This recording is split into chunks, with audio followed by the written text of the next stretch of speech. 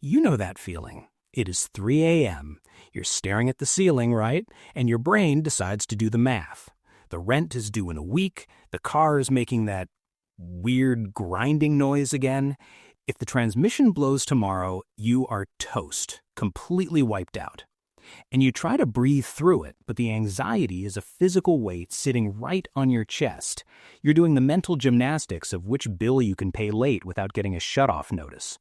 You clicked this because you are tired of living one bad Tuesday away from a total financial meltdown.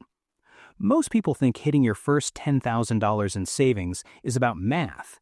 They tell you to stop buying lattes, cut the avocado toast, as if skipping breakfast is going to magically print money.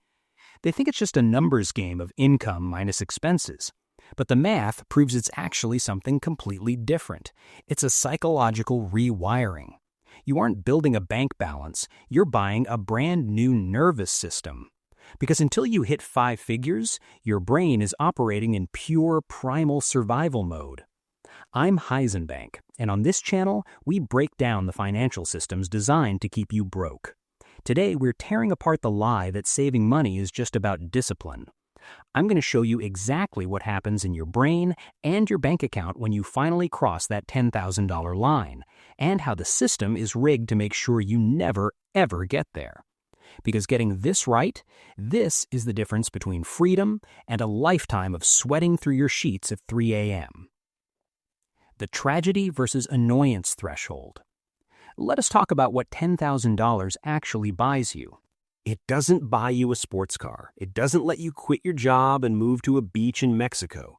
What it buys you is the right to be annoyed instead of destroyed. Think about it. If you have $0 saved and your furnace dies in the middle of January, that is a tragedy. That is a $6,000 emergency that goes straight onto a credit card at 24% interest. You will be paying for that cold night for the next 3 years of your life. It dictates your mood. It dictates your diet. It starts fights with your partner. It bleeds into your performance at work. But if you have 10 grand sitting in a high-yield savings account and the furnace dies, it is just annoying. You make a phone call, you write a check, you complain to your coworkers about it the next day around the coffee machine, and your life goes on. That is the shift. The money creates a concrete wall between you and the chaos of the world, and the banks hate that. They need you to experience chaos because your panic is their profit margin.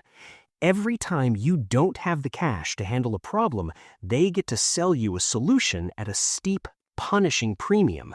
They monetize your desperation. The brutal math of getting started. So, how do you actually get there? This is where everyone lies to you on the internet. They sell you a colorful budget template and tell you it will be easy if you just use their app. It won't. It is going to be a savage, boring, exhausting grind. Let us do the math. Real math. Let's say you take home $4,000 a month. Average rent, food, keeping the lights on, it eats up most of it.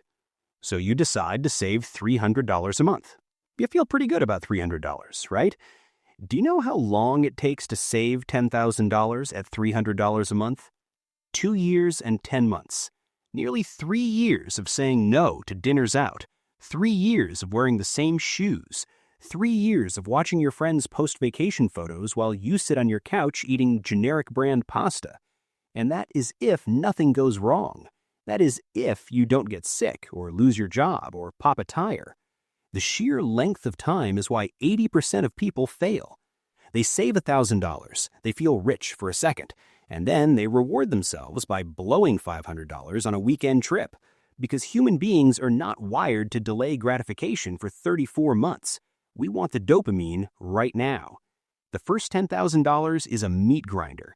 The math is simple, but the psychology is brutal. You are essentially fighting your own brain's demand for immediate comfort. If you want to stop letting the banks profit off your ignorance, make sure to subscribe, because we are just getting started. The consumption loop and the zero trap. You have to understand the environment you are trying to do this in. You are not just fighting your own bad habits. You are fighting billion-dollar algorithms designed to drain your checking account the second your direct deposit hits. Every notification on your phone, every targeted ad, they are all engineered to make you feel inadequate, so you will buy something to fix it. Because society functions on your emptiness. The economy literally relies on you spending 100% of what you make. If everyone suddenly saved 20% of their income, consumer spending would crash. The system needs you broke, so they normalize being at zero. They give you a $5,000 credit limit and tell you that is your money. It is a trap. It is a leash. When you accept zero as your baseline, you are accepting servitude. You are saying, I will work 40 hours a week just to hand all that money over to my landlord, the car dealership, and big tech companies. You become a conduit for money, not a container. Money just flows through you and lands in a billionaire's pocket. To keep the first $10,000, you have to become socially weird. You have to be okay with being the friend who says, no, I can't afford that right now. You have to embrace the boredom of staying home. The flawed garbage of 50-30-20. Let us talk about the financial advice floating around out there. You've heard of the 50-30-20 rule, right? 50% of your income for needs, 30% for wants, 20% for savings. That is adorable, truly. If you make $150,000 a year, go for it. Have fun with your 30% wants budget. But if you're making 50 grand and trying to claw your way out of the mud, 30% for wants is a joke. That is financial suicide. When you're trying to hit that first major milestone, you don't need balance. You need an extreme season of austerity. You need to slash your expenses to the bone, because the faster you get to the $10,000, the faster you get the psychological shift. If you drag it out over 5 years, you'll quit. You'll get tired. You need momentum. You have to radically increase the gap between what you earn and what you burn. Work the overtime. Sell the junk sitting in your closet gathering dust. Stop eating in restaurants completely. Treat this phase like a genuine emergency.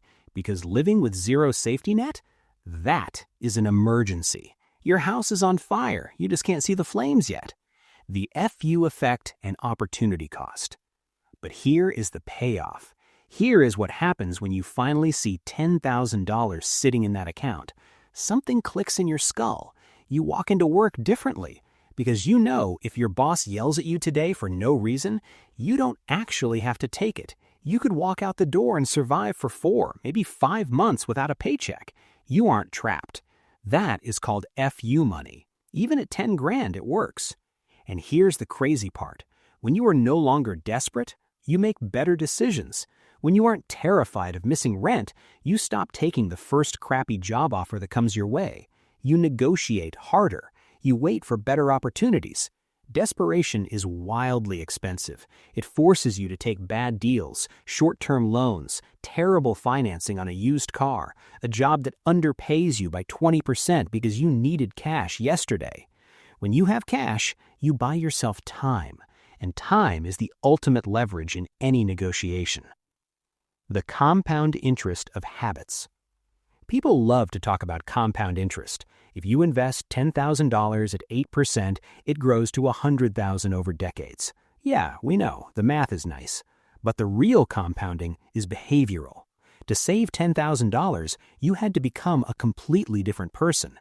You had to learn how to track your spending. You had to learn how to delay gratification. You had to learn how to look a salesperson in the eye and say no. You built a muscle, and once that muscle is built, going from 10,000 to 50,000 is actually easier than going from 0 to 10. I know that sounds insane when you are looking at a bank account with $42 in it, but it is true. The first 10 grand is a test of character. The next 40 grand is just applying the exact same formula, but now you have momentum. You have the dopamine hit of watching the number go up. You aren't fighting yourself anymore. You are just executing a process. Where to put it?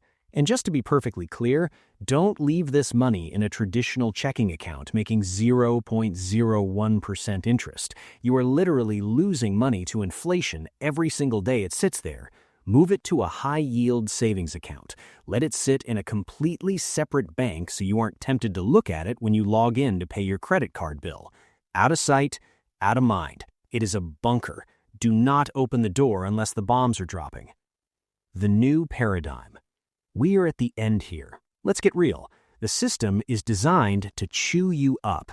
It wants you tired, stressed, and broke, because a stressed population is a compliant population. You don't ask questions when you were just trying to survive until Friday. Saving $10,000 isn't just a financial goal. It is an act of rebellion. You are taking your power back from the people who profit off your panic.